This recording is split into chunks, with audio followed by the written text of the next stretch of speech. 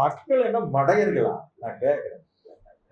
அரசியல் இல்லைங்க, ஆனா அரசியல் தான். நீங்கள் ரெண்டையும் பிரித்து பார்க்க வேண்டும். அது வேறு, இது வேறு. என்னங்க இது?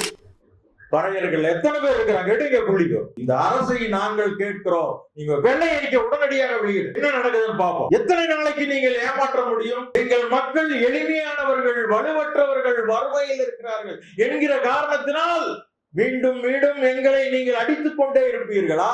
நான் கேட்கிறேன். இப்படி கொடுக்கறதுனால தலித் மக்கள் மத்தியில பிளவு ஏற்படுமே. ஏதோ ஏற்கனவே பிளவு இல்லாம அப்படியே கூடி கொளாவிட்டு இருக்கிறாங்கன்னு அவர் நினைச்சிட்டு இருக்காரா? இல்ல கேட்கிறாங்க. பிளவு ஏற்படும். உள்ளிட ஒதுக்கீட்டை நான் வரவேற்கிறேன், ஆதரிக்கிறேன். இதைத்தான் 15 வருஷமா சொல்லிட்டு இருக்காருங்க அவர். என்னங்க 15 வருஷமா சொல்லிட்டு மேல வளர்றது கீழே அறுப்பாங்கல்ல கத்தியில, அந்த மாதிரி அறுத்துக்கிட்டு இருக்காரு கீழே. It is a black day for மீன்னு சொல்லி வெளியே போயிட்டார். அவர் ரொம்ப நேர்மையானவர், நெஞ்சில குத்திட்டார். பரவாயில்ல. இவர் இருக்காரு நம்ம அண்ணன் திருமாவளவன், அவர் என்ன பண்ணாரு தெரியுங்களா? அதே கூட்டத்துல பேசுறாரு. அந்த கூட்டத்தில் நான் பேசிக் கொண்டிருக்கிறேன். என்ன சொல்றாரு தெரியுங்களா? அவர் அப்படின்ட்டு இன்னைக்கு ஒப்பாரி வைத்துக் கொண்டிருக்கிறார்கள். 50 ஆண்டு காலம் நாங்கள் வேடிக்கை பார்த்து கொண்டிருந்தோமே, எங்களுடைய பங்கை எல்லாம் யார் எடுத்து சாப்பிட்டது? கேட்க 50 ஆண்டு காலம் எங்க பங்கெல்லாம் யாருங்க சாப்பிட்டது? எங்கேயோ இருந்து வந்து யாராவது சாப்பிட்டு போய்விட்டார்களா? இங்கே இருக்கிற நீங்கள் தான், திருமாவளவனுடைய வாரிசுகள் தானே சாப்பிட்டுக் கொண்டிருந்தார்கள், அவருடைய முன்னோர்கள் தானே சாப்பிட்டுக் கொண்டிருந்தார்கள். மறுக்க முடியுமா? பல லட்சம் பேர் வாங்கி வைத்திருக்கிறார்கள். அவர்களுக்கெல்லாம் கிடைக்காது, உள்ளிட ஒதுக்கீடு கிடைக்காது. அந்த ஆதி திராவிடர் என்கிற சர்டிபிகேட் வாங்கி வைத்ததுனால்தான் அவர்களுடைய மக்கள் தொகை 99 லட்சம், அருந்ததியர்களுடைய மக்கள் தொகை 19 லட்சம். அப்ப என்ன பண்ணணும்? ஆதி திராவிடர் அப்படிங்கிற பட்டியல் இருக்கிறவங்க 3ஆ பிரிச்சு எங்களுக்கு அதுல ஒரு பங்கை கொடுங்க, 30 லட்சத்தை கொடுங்க. அப்ப சரியாயிருமில்ல. நாங்க யாரு சனாதானத்தை ஒழிப்பேன் என்று பேசுவது முக்கியம் அல்ல, வாழ்க்கையிலும் நடைமுறையிலும் சனாதானத்தை ஒழிக்க வேண்டும். அது இருக்கிறதா? நான் கேட்கிறேன். காட்டுங்க பார்க்கலாம். நிச்சயமாக இல்லை.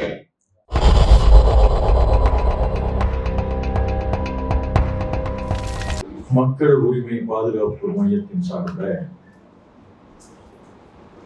ஒரு மிகச் சிறப்பான சமூக நீதி ஆய்வரங்கத்தை ஏற்பாடு செய்து சிறப்பாக இங்கே நடத்தி கொண்டிருக்கின்ற அதனுடைய மரியாதைக்குரிய பேராசிரியர் தலைவர் சீனிவாசன் அவர்களே,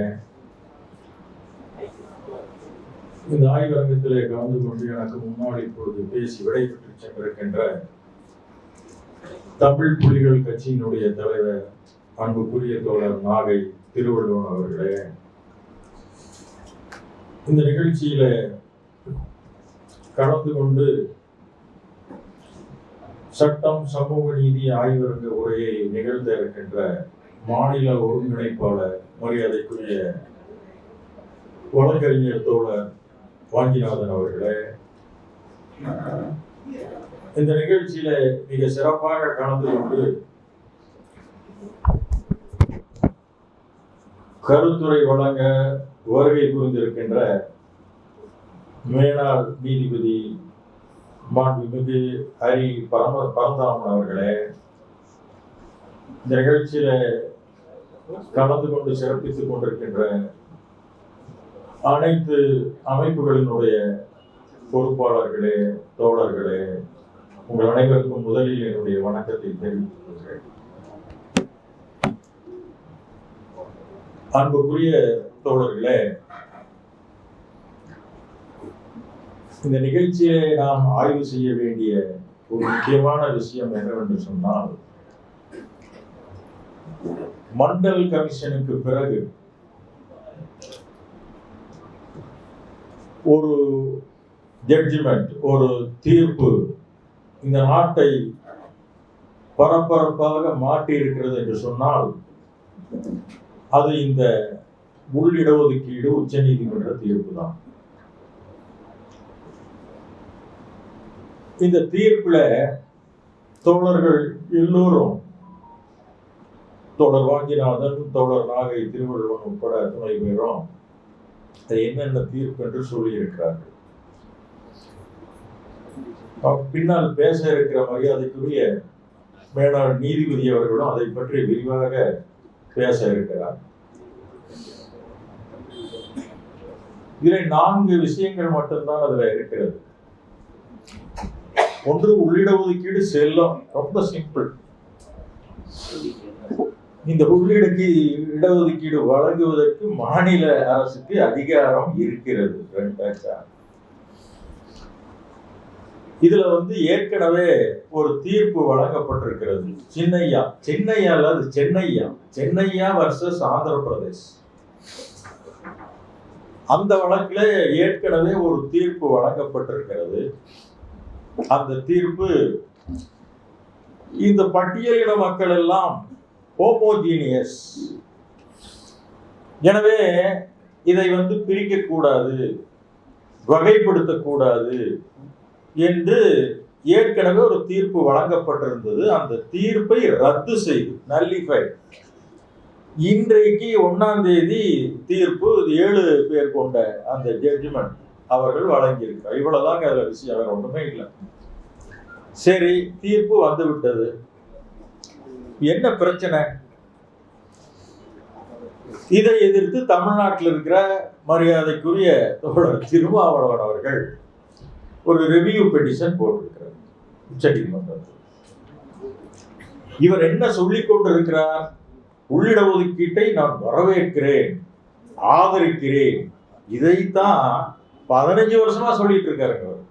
என்னங்க, 15 வருஷமா சொல்லிட்டு இந்த மேல வளர்றது கீழே அறுப்பாங்கல்ல கத்தியில, அந்த மாதிரி அறுத்துக்கிட்டு இருக்காரு கீழே. இதுதான் திருமாவளவன் செய்து கொண்டிருக்கிற வேலை. அவர் செய்கிறாரா? அவர் பேசுகிற பேச்சையெல்லாம் பார்த்தா எல்லாத்துக்கும் அவர் தான் மேலன்னு தெரியுது. ஆனா பக்கத்தில் இருக்கிற ரவிக்குமார் அவரை விடுவாரா? விட மாட்டாரு. ரவிக்குமார் எப்படி விடுவாரு? அவர் தான் ஏற்கனவே பெரியாரை பத்தி மிக மோசமான கமெண்ட் அடிச்சாரு. இதே மதுரையில் இருக்கிற ஆர்த்தி ஹோட்டல்ல நானும் மரியாதைக்குரிய குளத்தூர் மணி அவர்களும், அன்றைக்கு இருந்த வள்ளிநாயகம் அவர்களும், இன்னும் சில பேர் ஒரு கூட்டம் கருத்தரங்கு நடத்துறோம். அன்னைக்கு உள்ள பூந்து அடிக்க வந்தாங்க.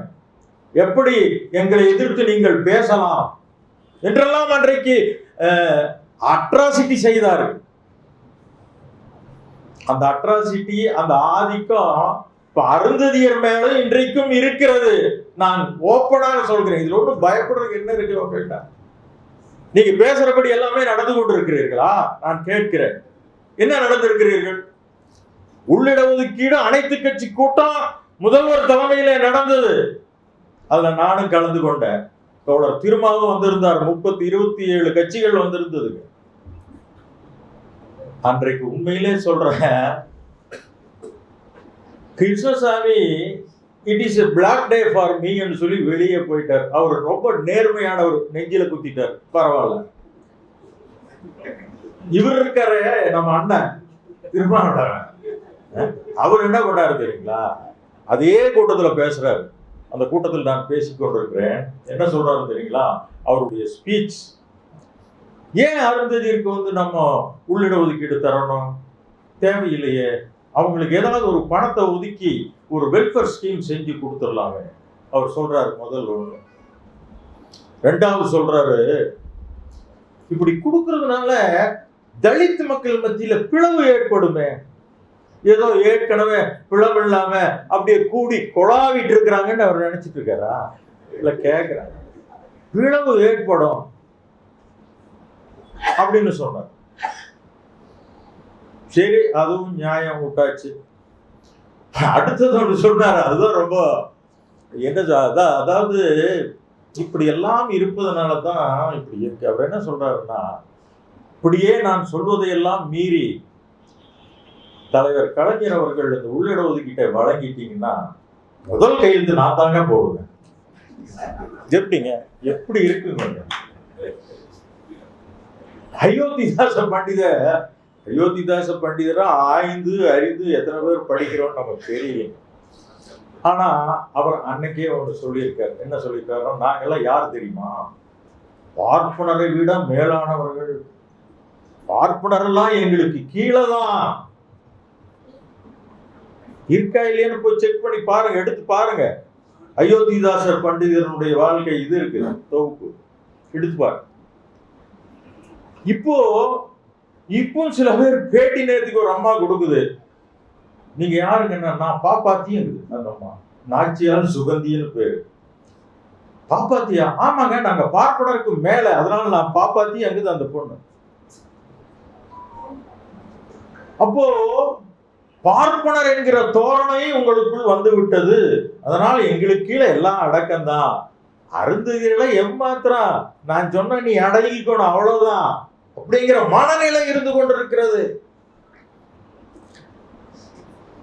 தோழர்களே, கலைஞர் அவர்கள் உள்ளிட ஒதுக்கீடு என்பதை எளிதாக வழங்கவில்லை.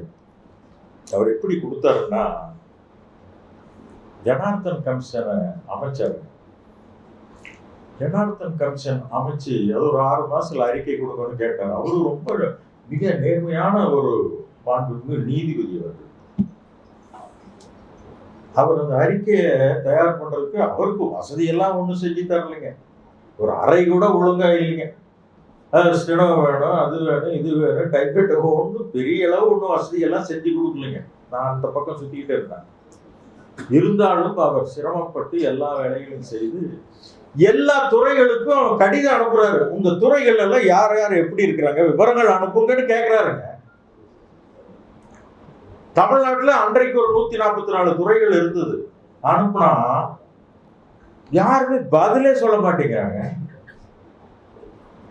என்ன காரணம்னா, அருந்துயிர் உள்ளிட ஒதுக்கீடு கொடுக்கறதுக்கு நாங்க பதில் சொல்லணுமா? என்ன இது இப்படி ஒரு எண்ணம்? பல பேர் பதிலே சொல்லுங்க. ஆனா மத்திய அரசு துறைகள் எல்லாம் உடனடியாக பதில் கொடுத்து விட்டார்கள். உங்க துறையில எத்தனை பேர் அருந்ததியர் இருக்கிறாங்க, எத்தனை பேர் ஆதி திராவிடர்கள் இருக்கிறாங்க, எத்தனை பேர் தேவேந்தர் இருக்கிறாங்க, என்னென்ன பொறுப்புல இருக்கிறாங்க, விவரங்கள் கொடுங்கன்னு கேட்டா தமிழ்நாடு அரசில் இருக்கிற நிர்வாகம் தரமாட்டேங்குதுங்க. அதுல ஒரு சில துறைகள் கொடுத்தோம், இன்னொரு குறிப்பிட்ட ஒரு துறையை சேர்ந்த ஒரு அதிகாரி முடியாதுங்கிறாருங்க. நான் தர முடியாது, நீ என்ன வேணா பண்ணிக்கங்கிறாரு. உடனே அது கலைஞருடைய கவனத்துக்கு கொண்டு வரப்பட்டது. கலைஞர் அதுல தலையிட்டு என்ன தர போறியோ உன்னை தூக்கவா அந்த மிரட்டின பிறகு ஒரு பதில் கொடுக்கிறாருங்க. இவ்வளவு சிரமத்துக்கு இடையில் தான் அந்த ஜனார்தன் கமிஷன் ரிப்போர்ட்டே வந்ததுங்க. சரி, அந்த ரிப்போர்ட்ல என்னங்க இருக்கு? ஒரு குறிப்பிட்ட அந்த துறையில ஒரு கேள்வி, இந்த ஆண்டுல எத்தனை பேர் ஐபிஎஸ் அதிகாரிகள் இருக்கிறார்கள்? தமிழ்நாட்டுல 32 பேர் இருக்கிறாங்க. என்ன பட்டியலினத்துல எத்தனை ஐபிஎஸ் அதிகாரிகள்? 32 பேர். சரி, இந்த 32ல அருந்ததியர்கள் எத்தனை பேர் இருக்கிறாங்க? 0. முட்டை. சீமான் அங்க முட்டைன்னு சொன்னார்ல, நான் இங்க சொல்றேன் முட்டை இல்லை. 32 ஐபிஎஸ் அதிகாரிகள ஒருத்தர் கூட அருந்ததியர் இல்லை. சரி, ஐஏஎஸ்ல எத்தனை பேர் இருக்கிறாங்க?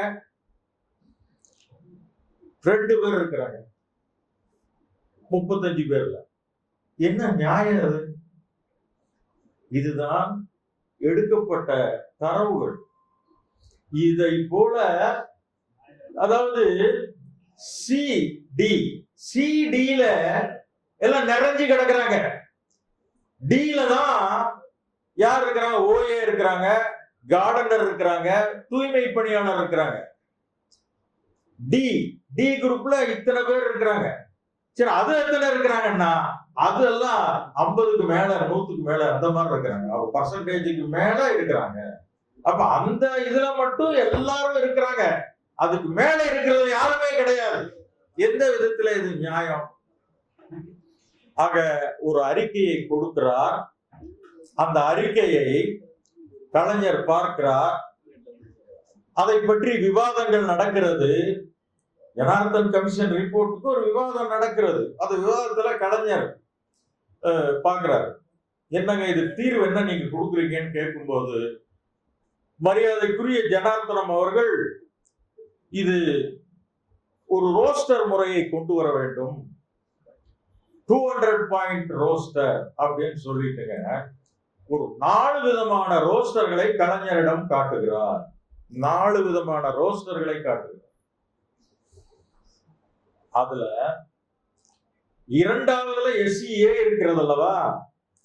அப்ப கலைஞர் கேட்கிறாரு, இதுல எந்த ரோஸ்டரை நடைமுறைப்படுத்தினாலும் இந்த அருந்ததியர் மக்கள் பலன் பெறுவார்கள் என்று கேட்கிறார் மரியாதைக்குரிய நீதிபதி ஜனார்த்தனம் அவர்களிடம். அப்ப அவரு தான் சொல்றாரு, இந்த 4ல இந்த ரோஸ்டரை நீங்க பயன்படுத்தினா மட்டும்தான் இவர்கள் பயன் பெறுவார்கள் என்று சொல்லி அந்த ரோஸ்டர் தான் சட்டமாக்கி இருக்கிறார். அந்த ரோஸ்டர் படிதான் இப்போ அப்பாயின்மெண்ட் எல்லாம் நடந்துட்டு இருக்குது. அப்போ இவங்க என்ன சொல்றாங்கன்னா, 2வது வச்சு எது வந்தாலும் அருந்ததி இருக்கு, அருந்ததி இருக்கு, அருந்ததி இருக்கு அப்படின்ட்டு இன்னைக்கு ஒப்பாரி வைத்துக் கொண்டிருக்கிறார்கள். 50 ஆண்டு காலம் நாங்கள் வேடிக்கை பார்த்து கொண்டிருந்தோமே, எங்களுடைய பங்கை எல்லாம் யார் எடுத்து சாப்பிட்டது கேட்க. 50 ஆண்டு காலம் எங்க பங்கெல்லாம் யாருங்க சாப்பிட்டது? எங்கேயோ இருந்து வந்து யாராவது சாப்பிட்டு போய்விட்டார்களா? இங்கே இருக்கிற நீங்கள் தான், திருமாவளவனுடைய வாரிசுகள் தானே சாப்பிட்டுக் கொண்டிருந்தார்கள், அவருடைய முன்னோர்கள் தானே சாப்பிட்டுக் கொண்டிருந்தார்கள். மறுக்க முடியுமா? தேவேந்திரர்களுக்கு நிலம் இருக்கிறது, பிரச்சனை இல்லை. தமிழ்நாட்டினுடைய ஒட்டுமொத்த நிர்வாகத்தையும் இன்றைக்கு தங்களுடைய கட்டுப்பாட்டில் வைத்திருப்பது திருமாவளவனுடைய சொந்தங்கள். இதை மறந்துவிடக் கூடாது. இன்னைக்கு ஏன் இப்படி கத்துறாங்கன்னா, இழந்து விடுவோமே, இழந்து விடுவோமே. இவ்வளவு நாள் அனுபவிச்சுட்டு இருக்கோமே. அதுதான் பெரியார் சொன்ன விஷயங்கள்லாம் சொன்னாங்க. ஒரு நாள் ஒருவேளை ஒரு இடத்துல இருந்து இன்னொரு இடத்துக்கு போறதுக்கு ட்ரெயின்ல உள்ள போய் ஒருத்தன் படுத்துறான், அடுத்தவன் வந்து அவனை எழுப்ப சொன்னது பெரியார் சொன்னது, வேற யாரும் சொன்னது. எழுப்ப சொன்னா அவன் எந்திரிக்க மாட்டான். ஏப்பா எந்திரியப்பா, இதெல்லாம் உட்கார்ற சீட்டு, எந்திரியன்னா நெளிவான், முடியாதம்பா, மிரட்டு ஒரு அடி விட்டாதான் எந்திரிச்சு உட்காருவான். அதுதாங்க ஒரு நாள் பயணத்துல அனுபவித்த அந்த இன்பத்தையே இவர்களால் மறக்க முடியவில்லை என்று சொன்னால், ஏறத்தாழ 50 ஆண்டுகள் எங்களுடைய பங்கையெல்லாம் நீங்கள் தானே அனுபவித்துக் கொண்டிருக்கிறீர்கள். நான் கேட்கிறேன், இன்னைக்கு இந்த நிமிஷத்துல ஒரு விசி கிடையாது அருந்ததியர், ஒரு செனட் மெம்பர் கிடையாது, ஒரு சிண்டிகேட் மெம்பர் கிடையாது. பறையர்கள் எத்தனை பேர் இருக்கிறாங்க? எடுங்க புள்ளிக்கோ. இந்த அரசை நாங்கள் கேட்கிறோம், நீங்க வெள்ளை அறிக்கை உடனடியாக வெளியிடுங்க, என்ன நடக்குதுன்னு பார்ப்போம். எத்தனை நாளைக்கு நீங்கள் ஏமாற்ற முடியும்? எங்கள் மக்கள் எளிமையானவர்கள், வலுவற்றவர்கள், வறுமையில் இருக்கிறார்கள் என்கிற காரணத்தினால் மீண்டும் மீண்டும் எங்களை நீங்கள் அடித்துக் கொண்டே இருப்பீர்களா? நான் கேட்கிறேன். இந்த உள்ளிட ஒதுக்கீடு வந்த உடனே திருமாவளவன் என்ன தெரியுமா சொன்னார்? ஒரு பேட்டி கொடுத்தார் ஒரு பத்திரிகை. எங்க ஒரு ஜாதிக்கு மட்டும் இத்தனையும் கொடுத்தா 76 ஜாதியில மீதி 75 ஜாதி என்ன செய்வார்கள் என்று பேட்டி கொடுத்தார். அது உண்மையா? 70 நம்முடைய தோழர் நாகை திருவள்ளுவர் நீங்க சொன்ன மாதிரி 75 ஜாதி அதுல இப்போ இருக்கா? என் சென்சஸ், அதாவது 2001 சென்சஸ் தான் இதுக்கு 2009 வழங்கின இந்த உள்ளிட ஒதுக்கீடு சட்டத்துக்கு நடைமுறைப்படுத்தினார்கள். இப்ப என்ன நிலைமை? இன்னைக்கு சென்சஸ் எடுங்க. இன்னொன்றை சொல்கிறேன், ஆதி திராவிட நலத்துறை எங்க மக்களுக்கு பல லட்சம் பேர் ஆதி திராவிடர் சர்டிபிகேட் வாங்கி வச்சிருக்கிறாங்க. இது யார் பதில் சொல்வது? பல லட்சம் பேர் வாங்கி வைத்திருக்கிறார்கள். அவர்களுக்கெல்லாம் கிடைக்காது, உள்ளிட ஒதுக்கீடு கிடைக்காது. அந்த ஆதி திராவிடர் என்கிற சர்டிபிகேட் வாங்கி வைத்ததுனால்தான் அவர்களுடைய மக்கள் தொகை 99 லட்சம், அருந்ததியர்களுடைய மக்கள் தொகை 19 லட்சம். அப்ப என்ன பண்ணணும்? ஆதி திராவிடர் அப்படிங்கிற பட்டியல் இருக்கிறவங்க 3ஆ பிரிச்சு எங்களுக்கு அதுல ஒரு பங்கை கொடுங்க, 30 லட்சத்தை கொடுங்க. அப்ப சரியா இருப்பல, நாங்க யாருன்ட்டு பிரிச்சு கொடுங்க. என்னங்க நியாயம்? ஆதி திராவிடர் நலத்தினுடைய பேரை மாற்ற வேண்டும், பொது பேர்ல வரணும். நீ எத்தனை நாளைக்கு இதையே நீங்கள் வைத்துக் கொண்டு எங்களை வந்து அமைக்கிக் கொண்டே இருப்பீர்கள்? கேட்கிறாங்க. நாங்க தலித் ஒற்றுமை குறைந்து விடும், அதாயிரம். இப்ப சொன்னாங்களே 2 சப்ஜெக்ட், மாண்புமிகு நீதிபதி அவர்களே என்னிடம் ஒரு காட்டாங்க. கரடிச்சித்தூர்ல நாங்க கலாய்வுக்கு போயிட்டு வந்தாங்க. மல்லிகா என்கிற பெண், தங்கவேலு என்கிற ஒரு ஆண், அவரு நம்ம அருந்ததிய பையன் மல்லிகா பெண்ண காதல் பண்ணி கூட்டிட்டு திருப்பூருக்கு வந்துட்டாருங்க அவரு. அவ்வளவுதான், அவங்க வந்துட்டாங்க. அங்க நம்ம மக்கள் வீட்டை கொண்டு போய் இந்த மாட்டு இது இருக்குல்லங்க, மாட்டை கட்டுற அந்த இது அத கொண்டு போய் அந்த கதவுல உள்ள பெண்கள் இருக்கிறாங்க, அடிக்கிறாங்க. அடிச்சு இழுத்து உள்ள போய் அவங்க பாலியல் வன்கொடுமை செய்து அதுல ஒரு பெண் இறந்து விடுகிறார். அதைத்தான் இன்னைக்கு தீர்ப்புல உச்ச நீதிமன்ற நீதிபதிகள் சுட்டிக்காட்டி இருக்கிறார். என்ன விதத்துல நியாயம்? ஏதோ ஒற்றுமையா வாழ்ற மாதிரி நான் கேட்கிறேன். ஒரே சுடுகாடு எங்கேயாவது இருக்குதா? பள்ளர்களுக்கும் பறையர்களுக்கும் சக்கிலியர்களுக்கும் ஒரே சேரி எங்கேயாவது இருக்கா? இது பள்ளர் சேரி, பறையர் சேரி, சக்கிலியர் சேரி.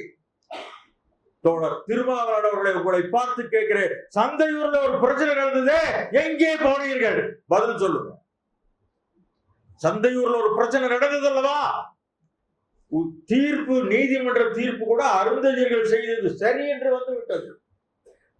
அப்பொழுது நீங்கள் எங்கே போனீர்கள்? என்ன செய்தீர்கள்? பதில் சொல்லுங்க. சும்மா ரொம்ப காலமும் ரொம்ப பேரை ஏமாத்திட்டே இருக்க முடியாதுங்க. நீங்க என்ன வேணா திசை திருப்பல் நாடகம், திசை திருப்பல் மாநாடு, எதை வேண்டுமானாலும் இந்த ஒட்டுமொத்த இந்த ஜட்ஜ்மெண்ட்டை முடக்கி போடுகிற மாநாட்டு பேர்கள் எல்லாம் அறிவிச்சு அது இப்ப தேவையா? அது எப்ப வேணாலும் நடத்தலாம். இப்ப அது ஏன் வருது?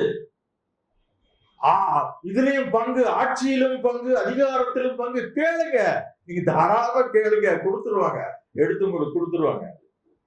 கேளுங்க, நீங்க கேட்டாதான் நல்லது. தோழர்களே, இது ரொம்ப நாளைக்கு நீடிக்கக்கூடிய விஷயம் அல்ல. நீங்க நியாயமா நடந்துங்க. பேசுவது மட்டும் நியாயம் அல்ல. சனாதானத்தை ஒழிப்பேன் என்று பேசுவது முக்கியம் அல்ல. வாழ்க்கையிலும் நடைமுறையிலும் சனாதானத்தை ஒழிக்க வேண்டும். அது இருக்கிறதா? நான் கேட்கிறேன். வாழ்க்கையிலும் நடைமுறையிலும் அது இருக்கிறதா? நீங்க அதை காட்டுங்க பார்க்கணும். நிச்சயமாக இல்லை. தோழர்களே, நான் அதிக நேரம் பேச விரும்பவில்லை. நம்முடைய மாண்புமிகு நீதியரசர் பேசுவதை கேட்க விரும்புகிறேன். எனவே என்னுடைய குமுறலை இங்கே கொட்டிவிட்டேன். இருந்தாலும் இதற்கு ஒரு தீர்வு வேண்டும். பொதுவிலே இருக்கிற அனைத்து சங்கங்களும், மரியாதைக்குரிய வாஞ்சிநாதனை போன்றவர்கள், இன்னும் கொளத்தூர் மணி, தியாகு, மார்க்சிஸ்ட் கம்யூனிஸ்ட் கட்சி, இந்திய கம்யூனிஸ்ட் கட்சி இருக்கிற, நான் கேட்கிறேன், இந்த தீர்ப்புக்கு இருக்கிற அனைத்து அரசியல் கட்சிகளும் ஆதரவு, அதிமுக உட்பட, பிஜேபி உட்பட. யாராவது எதிராக ஒரு கட்சி இருக்கா சொல்லுங்க? திருமாவளவன் கட்சி மட்டும்தான் எதிர், வேற எந்த கட்சியும் கிடையாது. எந்த கட்சியும் கிடையாது. உங்களை தவிர வேற யாராவது எதிர்க்கிறார்களா? பட்டியல் போடுங்க பார்க்கலாம். இல்ல. அவுட் ஆஃப் ஃபீல்டு இருக்கிறவங்களா விட்டுருங்க. Krishnasamy out of field, Segu Tamilarasan out of, அவங்க ஃபீல்ட்ல இல்லைங்க. எங்க இருக்காங்க?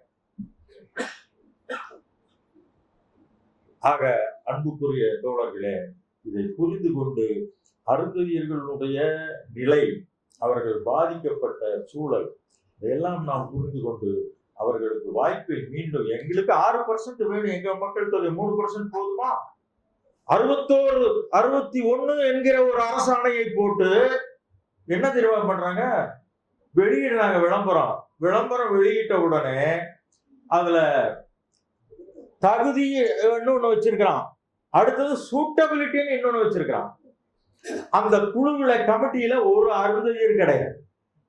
அந்த கமிட்டி, அவங்க செலக்ட் பண்ற கமிட்டி இருக்குல்ல, யாருமே அருந்ததியரும் கிடையாது, யாரும் கிடையாது. அவங்க இஷ்டத்துக்கு தான் எல்லாமே மடை மாற்றி கொண்டு போகப்படுகிறது.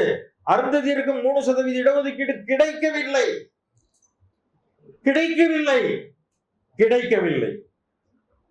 மடை மாற்றப்பட்டிருக்கிறது அத்தனையும். இந்த நிலையில மீண்டும் நீங்க ரிவ்யூ பெட்டிஷன் போடுறீங்கன்னா உங்களுக்கு மனசாட்சியே கிடையாதா? நான் கேட்கிறேன். ஒரு மனசாட்சி இருந்தா போடுங்க. நான் உள்ளிடஒதுக்கீட்டை எதிர்ப்பு இல்லைங்க. அப்புறம் இதுக்கு ஸ்டே ஆர்டர் கேட்கறீங்க பெட்டிஷன்ல? நீங்க போட்டிருக்கிற பெட்டிஷன்ல ஸ்டே ஆர்டர் கேட்கறீங்களா? அதாவதுங்க, அது ரிவ்யூ போட்டாலே ஸ்டே போட்டுதாங்க ஆகணும்.